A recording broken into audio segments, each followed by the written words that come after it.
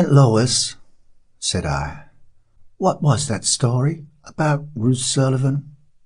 Aunt Lois's quick black eyes gave a surprised flash, and she and my grandmother looked at each other a minute significantly. "Who told you anything about Ruth Sullivan?" she said sharply.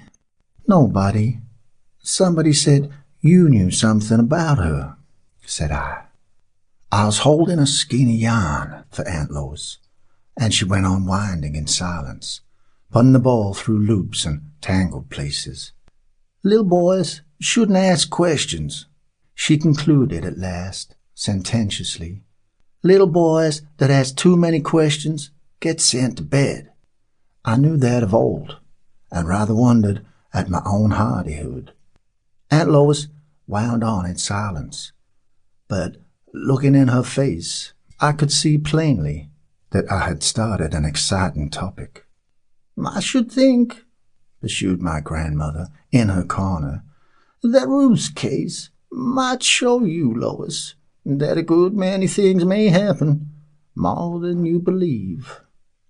"Oh, well, Mother, Ruth's was a strange case, but I suppose there are ways of accounting for it." "You believed Ruth, didn't you?" "Oh, certainly I believed Ruth. Why shouldn't I? Ruth was one of my best friends, and as true a girl as lives. There wasn't any nonsense about Ruth.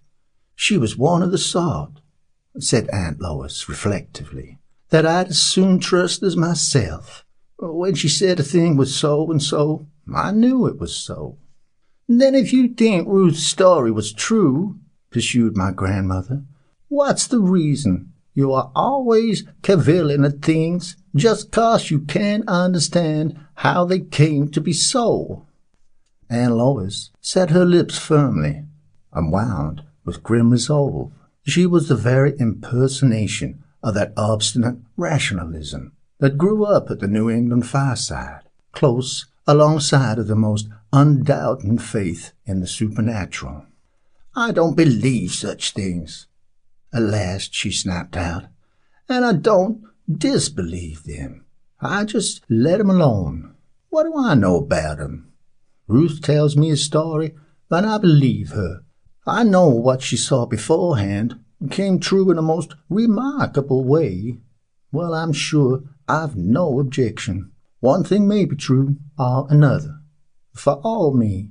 But just because I believe Ruth Sullivan, I'm not going to believe right and left all the stories in Cotton either. I know that anybody can hark up to tell. Not I." This whole conversation made me all the more curious to get at the story thus dimly indicated, and so we beset Sam for information. "So your Aunt Lois wouldn't tell you nothing?" said Sam. "Want to know now? Sure?" "No. She said we must go to bed if we asked her." "That is a way folks has. But you see, boys," said Sam, while a droll, confidential expression crossed the lackluster dolefulness of his visage, "you see, I put you up to it, 'cause Miss Lois is so large and commanding in her ways, and so kind of up and down in all her doings, that I like once in a while to sort of gravel her. And I knowed enough to know that question would get her in a tight place. You see, your Aunt Lois was knowing to all this here about Ruth, so there were no getting away from it. And it's about as remarkable a providence as any of them of Mr. Cotton Mather's Magnilly. So if you'll come up in the barn chamber this afternoon, where I got a lot of flax to hatchel out, I'll tell you all about it." So that afternoon beheld Sam arranged at full length on a pile of top-toe in the barn chamber, hatcheling by proxy by putting Harry and myself to the service. "Well, now, boys, it's kind of refreshing to see how well you take hold," he observed. "Nothing like being industrious while you're young. great sight better now than loafing off down in them meadows. In books and work and useful play, let my first years be past. So shall I give for every day some good account at last. But Sam, if we work for you, you must tell us that story about Ruth Sullivan. Lordy massy, yes, 'cause I will. I've had the best kind of chances of knowing all about that. Well, you see, there was old General Sullivan. He lived in state and grandeur in the old Sullivan house out to Roxbury. I been to Roxbury and seen that house at General Sullivan's. There was one time that I was a considerable spell looking round in Roxbury, and kind of seeing how things was there, and whether or no there mightn't be some sort of providential opening or something.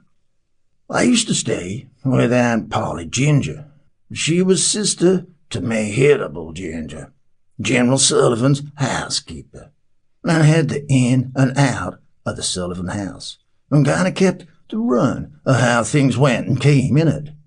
Polly, she was a kind of cousin of my mother's, and Alice glad to see me. Fact was, I was pretty handy round house, and she used to save up her broken things and sich, till I come round in the fall, and then I'd man 'em up, and put the clock right, and split her up a lot of kindlings, and board up the cellar windows, and kind of make her sort of comfortable. She being a lone body, and no man round. As I said, it was sort of convenient to have me, and so I just got the run of things in the Sullivan house pretty much as if I was one on 'em. General Sullivan, he kept a grand house, I tell you. You see, he come from the old country and felt sort of lordly and grand, and they used to have the greatest kind of doings there to the Sullivan house. You ought to seen that house. Great big front hall and great wide stairs. None of your steep kind that breaks a fella's neck to get up and down, but great broad stairs with easy rises. So they used to say you could have cantered a pony up that stairway easy as not. Then there was great wide rooms, and sofas, and curtains, and great curtain bedsteads that looked sort of like fortifications, and pictures that was got in Italy and Rome and all them heathen places. You see, the general was a dreadful worldly old critter, and was all for the pomps and the vanities. Lordy massy, I wonder what the poor old critter thinks about it all now, when his body's all gone to dust and ashes in the graveyard, and his soul's gone to eternity. Well, that ain't none of my business. Only it shows the vanity of riches in a kind of striking light, and makes me content that I never had none. But Sam, I hope General Sullivan wasn't a wicked man, was he? Well, I wouldn't say he was really wickeder than the run, but he was one of these here high-stepping, big-feeling fellas that seem to be having their portion in this life. Dreadful proud he was, and he was pretty much sot on this world, and kept a sort of court going on round him. Well, I don't judge him, nor nobody. Folks that has the world is apt to get sot on it. Don't none of us do more than middling well. But Sam, what about Ruth Sullivan? Ruth? Oh, yes, Ruth. Well, you see, the only crook in the old general's lot was he didn't have no children. Miss Sullivan, she was a beautiful woman, as handsome as a picture. But she never had but one child, and he was a son who died when he was a baby, and about broke her heart. And then there see Ruth was her sister's child, that was born about the same time, and when the boy died, they took Ruth home to sorta fill his place and kinda comfort up Miss Sullivan. And then Ruth's father and mother died, and they adopted her for their own and brought her up. Well, she grew up to be amazing handsome. Why, everybody said that she was just the light and glory of that old Sullivan place, and worth more'n all the pictures and the silver and the jewels and all there was in the house. And she was just so innocent and sweet that you never see nothing to beat it. Well, your Aunt Lois, she got acquainted with Ruth one summer when she was up to Old Town, visiting a Parson Lothrop's. Your Aunt Lois was a gal then, and a pretty good-looking one, too, and somehow or other she took to Ruth, and Ruth took to her. And when Ruth went home, they used to be riding backwards and forwards, and I guess the fact was, Ruth thought about as much as your Aunt Lois as she did of anybody. You see, your aunt was a kind of strong, up-and-down woman that always knew certain just what she did know. And Ruth, she was one of them gals that seemed sort of like a stray lamb or a dove that's sort of lost their way in the world and wants someone to show 'em where to go next. For, you see, the fact was, the old general and madam, they didn't agree very well. He warn't well pleased that she didn't have no children, and she was sort of jealous of him, 'cause she got a hold of some sort of story about how he was to have married somebody else over there in England. So she got sort of riled up, just as women will, the best on 'em, and they was pretty apt to have spats, and one could give t'other as good as they sent, and, by all accounts, they fit pretty lively sometimes. And between the two, Ruth, she was sort of scared and fluttered like a dove that didn't know just where to settle. You see, there she was in that great wide house, where they was a feasting and a prancing and a dancing and a going on like Ahasuerus and Herodias and all them old scripture days. There was a coming and going, and there was great dinners and great doings, but no love. And you know, the scripture says, better is a dinner of yarbs where love is than a stalled ox, and hatred therewith. Well, I don't ought to say hatred, not at all. I kinda reckon the old general did the best he could.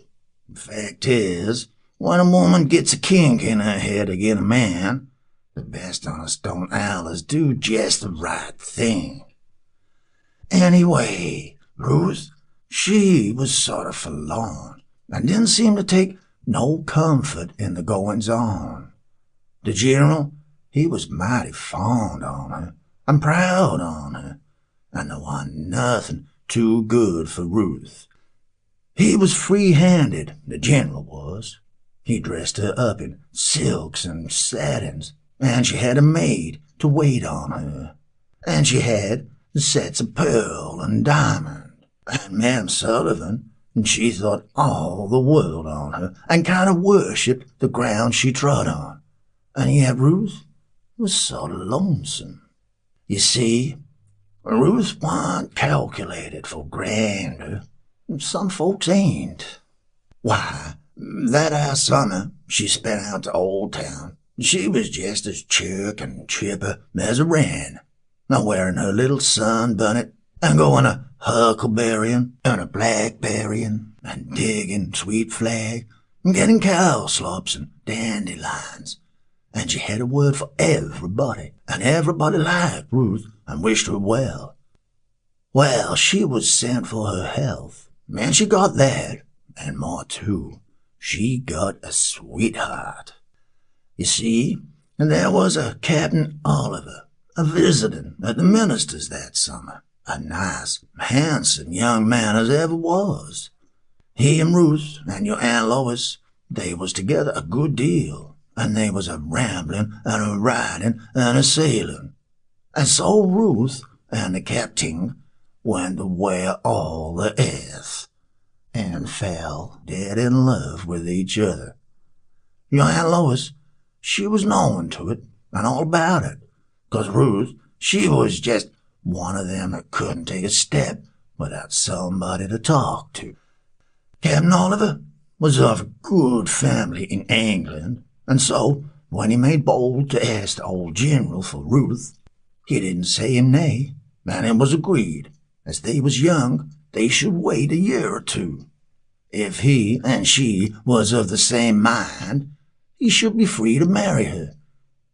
Just right on that, the captain's regiment was ordered home, and he had to go, and the next they heard, it was sent off to India. And poor little Ruth, she kind of drooped and pined, but she kept true. I wouldn't have nothing to say to nobody that came out of her, for there was lots and cords of fellas as did come out of her.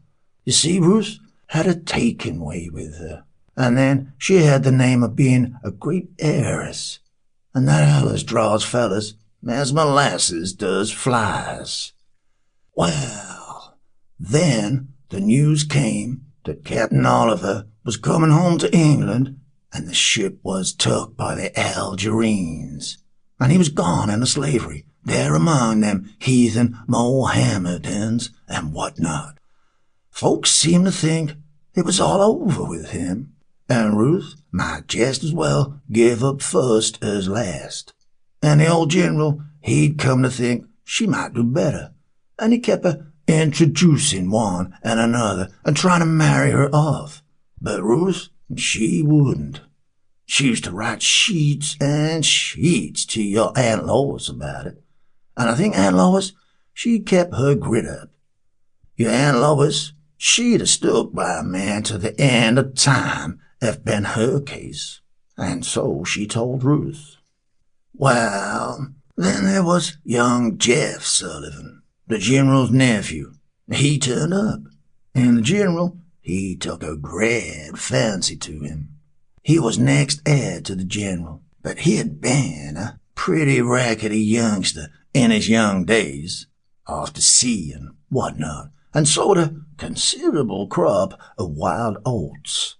People said he'd been a pirating off there in South America. Lordy massy, nobody rightly knew where he had been or where he hadn't. All was, he turned up at last all alive and chipper as a skunk blackbird. Well, of course, he made his cart to Ruth, and the general, he rather backed him up in it. But Ruth, she wouldn't have nothing to say to him. Well, he come and took up his lodging at the general's, and he was just as slippery as an eel, and sort of slid into everything that was going on in the house and about it. He was here, and he was there, and he was everywhere, and having his say about this and that, and he got everybody pretty much under his thumb. And they used to say he wound the general round and round like a skein of yarn, but he couldn't come it round Ruth. Well, the general said she shouldn't be forced, and Jeff, he was smooth as satin, and said he'd be willing to wait as long as Jacob did for Rachel. And so there he sat down, a-watching, as patient as a cat at a mouse hole, 'cause the general, he was thick-set and short-necked and drank pretty free and was one of the sort that might pop off any time. Well, Miss Sullivan, she beset the general to make a provision for Ruth, 'cause she told him, very sensible, that he brought her up in luxury and that it wasn't fair not to settle something on her.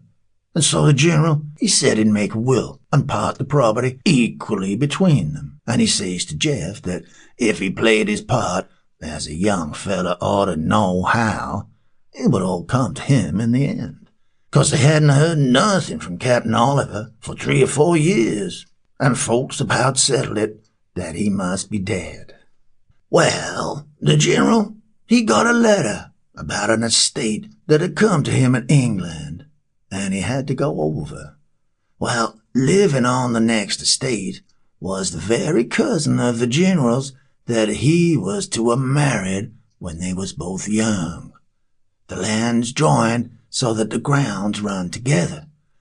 What came between them two, nobody knows, but she never married, and there she was. There was high words between the General and Madam Sullivan about his going over.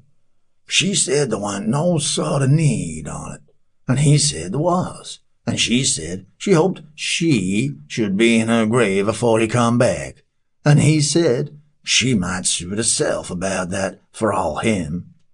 That was the story that the housekeeper told to Aunt Polly, and Aunt Polly, she told me. These here squabbles, somehow allers does kind of leak out one way or t'other. Anyhow, it was a house divided agin itself at the General's when he was a-fixing out for the voyage. There was Ruth a-going first to one and then to t'other, and trying all she could to keep peace between 'em. And there was this here Master Slick-tongue talking this way to one side and that way to t'other, and the old General kind of like a shuttlecock atween 'em. Well, then the night afore he sailed, the General, he had his lawyer up in his library there, a-looking over all his papers and bonds and things, and a-witnessing his will. And Master Jeff was there, as lively as a cricket, a-going into all affairs and offering to take precious good care while he was gone. And the General, he had his papers and letters out, a-sorting on 'em over, which was to be took to the old country, and which was to be put in a trunk to go back to Lawyer Dennis's office. Well, Abner Ginger, Polly's boy, he that was footman and waiter then at the General's, he told me that about 8 o'clock that evening he went up with hot water and lemons and spirits and sich, and he see the great green table in the library all strewed and covered with piles of papers, and there was tin boxes a-standing round, and the General a-packing a trunk, and the young Master Jeff as lively and helpful as a rat that smells cheese. And then the General, he says, "Abner," says he, "can you write your name?" "I should hope so, General," says Abner. "Well, then, Abner," says he, "this is my last will, and I want you to witness it." And so Abner, he put down his name opposite to a place with a wafer and a seal. And then the General, he says, "Abner, you tell Ginger to come here." That, you see, was his housekeeper, my Aunt Polly's sister, and a likely woman as ever was. And so they had her up, and she put down her name to the will. And then Aunt Polly, she was had up. She was drinking tea there that night, and she put down her name, and all of 'em did it with good heart, 'cause it had got about among 'em that the will was to provide for Miss Ruth. For everybody loved Ruth, you see, and there was considerable many stories kind of going the rounds about Master Jeff and his doings. And they did say he sort of kept up the strife between the General and my lady, and so they didn't think none too well of him. And as he was next of kin, and Miss Ruth wasn't none of the General's blood, you see, she was Miss Sullivan's sister's child. Of course, there wasn't nothing go to Miss Ruth in way of law, and so that was why the signing of that our will was so much talked about among them. Well, you see, the General, he sailed the next day, and Jeff, he stayed by to keep watch of things. Well, the old General, he got over safe, for Miss Sullivan, she had a letter from him all right. When he got away, his conscience sort of nagged him, and he was minded to be a good husband. At any rate, he wrote a good, loving letter to her, and sent his love to Ruth, and sent over lots of little keepsakes and things for her, and told her that he left her under good protection and wanted her to try and make up her mind to marry Jeff, as that would keep the property together. Well, now, there couldn't be no sort of sugar sweeter than Jeff was to them lone women. Jeff was one of the sort that could be all things to all women. He waited and he tended, and he was as humble as any snake in the grass that ever you see, and the old lady, she clean fell in with him. But Ruth, she seemed to have a regular spite agin him, and she that were as gentle as a lamb, that never had so much as a hard thought of a mortal critter, and wouldn't tread on a worm. She was so set agin Jeff that she wouldn't so much as touch his hand when she got out o' her carriage. Well, now comes the strange part of my story. Ruth was one of the kind that has the gift of seeing, and she was born with a veil over her face. This mysterious piece of psychological information about Ruth was given with a look and air that announced something very profound and awful, and we both took up the inquiry. Born with a veil over her face? How should that make her see? Well, boys, how should I know?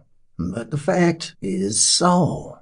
There's those as is well known as has the gift of seeing what others can't see.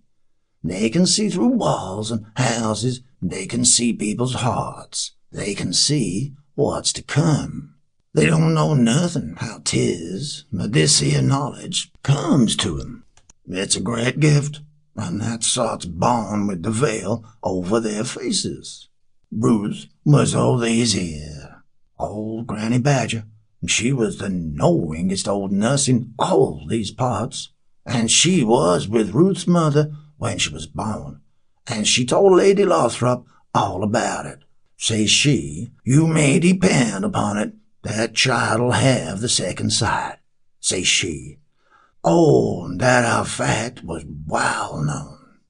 Well, that was the reason why Jeff Sullivan couldn't come it round Ruth, though he was silkier than a milkweed pod, and just about as patient as a spider in his hole a watching to get his grip on a fly.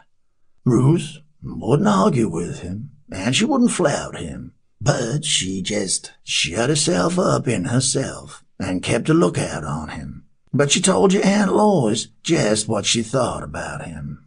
Well, in about 6 months come the news that the General was dead. He dropped right down in his tracks, dead with apoplexy, as if he had been shot. And Lady Maxwell, she read a long letter to my lady and Ruth. You see, he got to be Sir Thomas Sullivan over there, and he was a-comin' home to take 'em all over to England to live in grandeur. Well, my Lady Sullivan, she was then, you see, she took it dreadful hard. If they'd have been the lovingest couple in the world, she couldn't have took it harder. And Polly, she said it was all 'cause she thought so much of him that she fed him so. There's women that think so much of their husbands that they won't let 'em have no piece of their life, and I expect it was so with her, poor soul. Anyway, she went right down smack when she heard he was dead. She was bad, sick, when the news come, and she never spoke nor smiled, just turned her back to everybody, and kinda wilted and was dead in a week. And there was poor little Ruth, left all alone in the world, with neither kith nor kin but Jeff. Well, when the funeral was over, and the time appointed to read the will and settle up matters, there wasn't no will to be found nowhere, high nor low. Lloyd Dean, he flew round like a parched pea on a shovel. He said He thought he could have gone in the darkest night and put his hand on that there will, but when he went where he thought it was, he found it wasn't there, and he knowed he'd kept it on the lock and key. What he thought was the will turned out to be an old mortgage. Well, there was an awful row and a to-do about it, you may be sure. Ruth, she just said nothing, good or bad, and her not speaking made Jeff a sight more uncomfortable than if she'd have had it out with him. He told her it shouldn't make no sort of difference, that he should allers stand ready to give her all he had if she'd only take him with it. And when it came to that, she only gave him a look and went out of the room. Jeff, he fled and flounced and talked and went round and round a rumpussin among the papers, but no will was forthcoming, high or low. Well, now here comes what's remarkable. Ruth, she told this here, all the particulars, to your Aunt Lois and Lady Lothrop. She said that the night after the funeral, she went up to her chamber. Ruth had the great front chamber, opposite to Miss Sullivan's. I've been in it. It was a monstrous big room, with outlandish furniture in it, that the General brought over from an old palace out to Italy, and there was a great big looking glass over the dressing table that they said come from Venice, that swung so that you could see the whole room in it. Well, she was a-standing front of this, just going to undress herself, a-hearing the rain drip on the leaves and the wind a-wishing and a-whispering in the old elm trees, and just a-thinking over her lot, and what should she do now, alone in the world, when of a sudden she felt a kind of lightness in her head, and she thought she seemed to see somebody in the glass a-moving, and she looked behind, and there wasn't nobody there. Then she looked forward in the glass and saw a strange big room that she'd never seen before, with a long painted window in it, and alongside of this stood a tall cabinet with a good many drawers in it, and she saw herself, and knew that it was herself in this room, along with another woman whose back was turned towards her. She saw herself speak to this woman and bend to the cabinet. She saw the woman nod her head. She saw herself go to the cabinet and open the middle drawer and take out a bundle of papers from the very back end on it. She saw her take out a paper from the middle and open it and hold it up, and she knew that there was the missing will. Well, it all overcame her so that she fainted clean away, and her maid found her a-lying front of the dressing table on the floor. She was sick of a fever for a week or fortnight at her, and your Aunt Lois, she was down taking care of her, and as soon as she got able to be moved, she was took out to Lady Lothrop's. Jeff, he was just as attentive and good as he could be, but she wouldn't bear him near her room. If he so much as set a foot on the stairs that led to it, she'd know it, and got so wild that he had to be kept from coming into the front of the house. But he was doing his best to buy up good words from everybody. He paid all the servants double. He kept everyone in their places, and did so well by 'em all that the general word among 'em was that Miss Ruth couldn't do better than to marry such a nice, open-handed gentleman. Well, Lady Lothrop, she wrote to Lady Maxwell all that had happened, and Lady Maxwell, she sent over for Ruth to come over and be a companion for her, and said she'd adopt her and be as a mother to her. Well, then Ruth, she went over with some gentlefolks that was going back to England, and offered to see her safe and sound, and so she was set down at Lady Maxwell's manor. It was a grand place, she said, and such as she'd never see before, like them old gentry places in England. And Lady Maxwell, she made much of her, and cosseted her up for the sake of what the old general had said about her. And Ruth, she told her all her story, and how she believed that the will was to be found somewhere, and that she should be led to see it yet.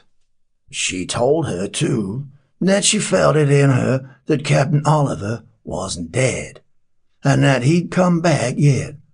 And Lady Maxwell, she took up for her with might and main, and said she'd stand by her.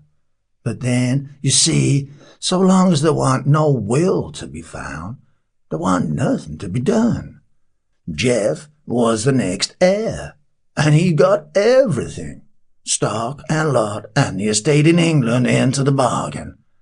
And folks was beginning to think pretty well of him, as folks allers does when a body is up in the world, and has houses and lands. Lordy massy, riches allers covers a multitude of sins. Finally, when Ruth had been 6 months with her, one day Lady Maxwell got to telling her all about her history, and what had been between her and her cousin when they was young, and how they had a quarrel, and he flung off to America, and all them things that it don't do folks no good to remember when it's all over and can't be helped. But she was a lone body, and it seemed to do her good to talk about it. Finally, she says to Ruth, and says she, "I'll show you a room in this house you hain't seen before. It was the room where we had that quarrel," says she, "and the last I saw him was there, till he come back to die," says she. So she took a great key out of her bunch, and she led Ruth along a long passageway to the other end of the house, and opened on a great library. And the minute Ruth came in, she threw up her hands and gin a great cry. "Oh," says she, "this is the room, and there is the window, and there is the cabinet, and there in that middle drawer at the back end in a bundle of papers is the will." And Lady Maxwell, she said, quite dazed, "Go look," says she. And Ruth went, just as she seed herself do, and opened the drawer, and drew forth from the back part a yellow pile of old letters, and in the middle of those was the will, sure enough. Ruth drew it out, and opened it, and showed it to her. Well, you see, that will give Ruth the whole of the general's property in America, though it did leave the English estate to Jeff. Well, the end on it was like a storybook. Jeff, he made believe be mighty glad, and he said it must have been that the general had got flustered with the spirit and water and put that there will in among his letters that he was a-doing up to take back to England, for it was in among Lady Maxwell's letters that she writ him when they was young, and that he'd a-kept all these years and was a-taking back to her. Well, Lawyer Dean said he was sure that Jeff made himself quite busy and useful that night, a-tying up the papers with red tape and a-packing the general's trunk, and that when Jeff gin him his bundle to lock up in his box, he never mistrusted but what he'd got it all right. Well, you see, it was just one of them things that can't be known to the judgment day. It might have been an accident, and then again it might not, and folks settled it one way or t'other, according to their opinion of Jeff. But you see how amazing handy for him it happened?